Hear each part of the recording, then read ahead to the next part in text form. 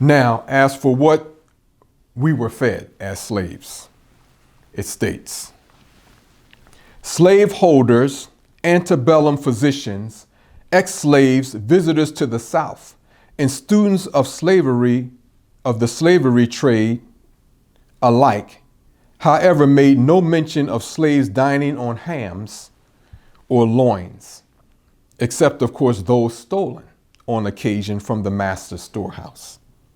Rather, they unanimously set slaves' tables with fat pork and fat bacon, in part because it was inexpensive.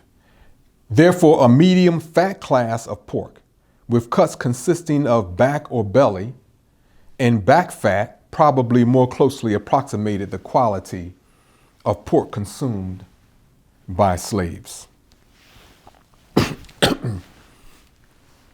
Now, those knowledgeable of anatomy know that waste resides in fat.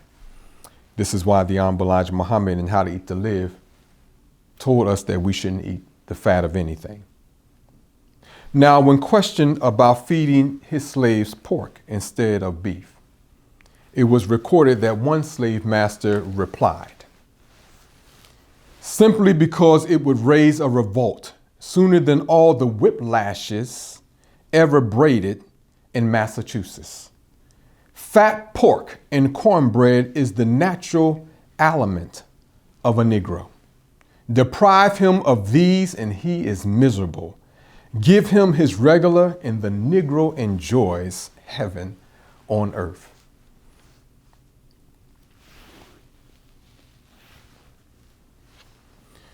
Well, it might be argued by some of us today that we have failed to prove the slave master is wrong, that the slave master was wrong.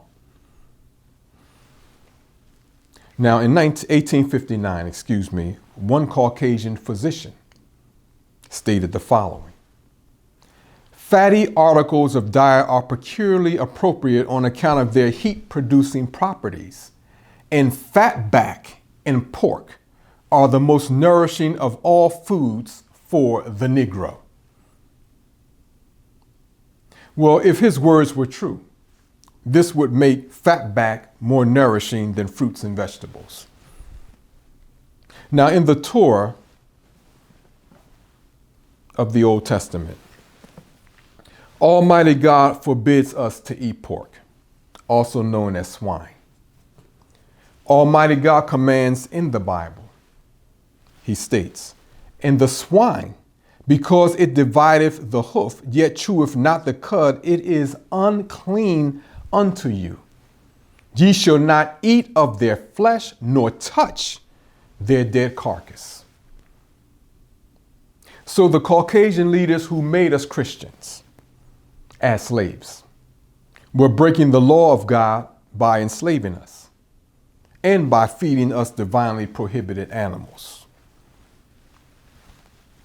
Now, does the Christianity we practice today reflect what was put on us during chattel slavery? Indeed, it does. So today, extreme ignorance and self-hatred have black people gobbling down this divinely forbidden, pus-filled, ugly animal. In addition, the black Christian preacher, wearing the name of his slave master, has been the chief advocate of pork in the diet of black people under a bogus misrepresentation or misinterpretation of Jesus' word, declaring that any food is lawful to eat. Jesus never said that. In fact, in the Gospel of Matthew, in the same Bible that most preachers walk around with, it states that Jesus says, think not that I am come to destroy the law or the prophets. I am not come to destroy, but to fulfill. Well, that makes sense. They prophesied of his coming. So why would he destroy the law they gave and then ignore them? Jesus also states in the Gospel of Luke, and he said unto them, these are the words which I spake unto you while I was yet with you, that all things must be fulfilled, which were written in the law of Moses and in the prophets and in the Psalms concerning me. So these verses make it clear that Jesus did not abolish any of the laws that God gave to Moses for the redemption and reformation of the children of Israel. And since this prophecy of the children of Israel being in bondage was not fulfilled 4,000 years ago, but is fulfilled in the history of the lost foundation of Islam, that's us, beginning in 1555, then these divine commandments were meant for the enslaved black people of the Western Hemisphere who were force-fed the divinely prohibited swine and seasoned to commit sins during chattel slavery for the sake of survival.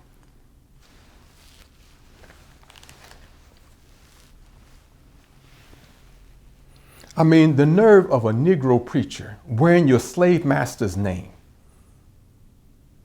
to think that you don't have to obey the laws that God gave us to rid us of what the slave master's done to us.